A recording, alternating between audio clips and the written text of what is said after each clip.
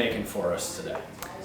So I'm not much of a cook. You know, I've always been bad growing up, so I like to keep things simple. So I'm just gonna do some easy mac and cheese today. And can you take us step by step of how you do that? Yeah, so obviously you gotta go in the cupboard, grab your mac and cheese to start everything. I just like Kraft, that's my go-to. Then you go down, grab the pot, go over, fill the pot up with water.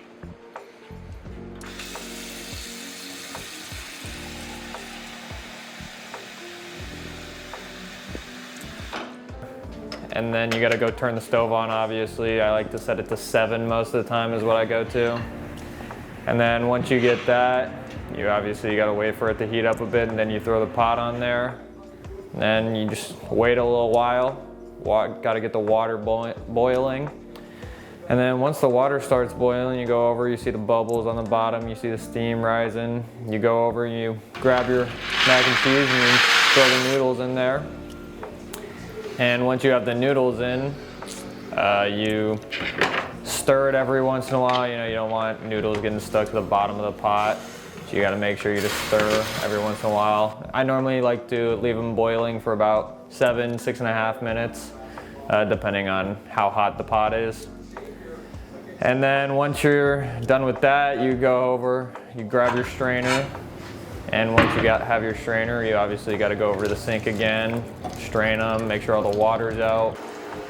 Then put the noodles back in the pot. And then when you get done with that, you can come back over. Make sure you don't go back to the one that's turned on, but you go set it over on the stove.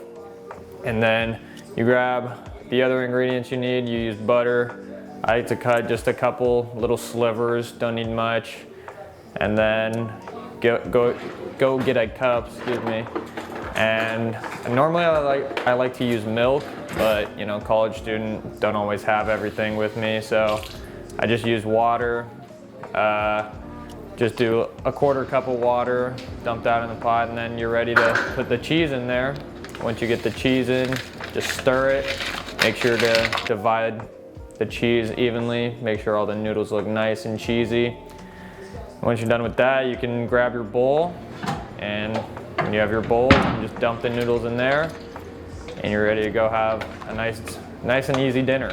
Why is mac and cheese one of your favorite dishes?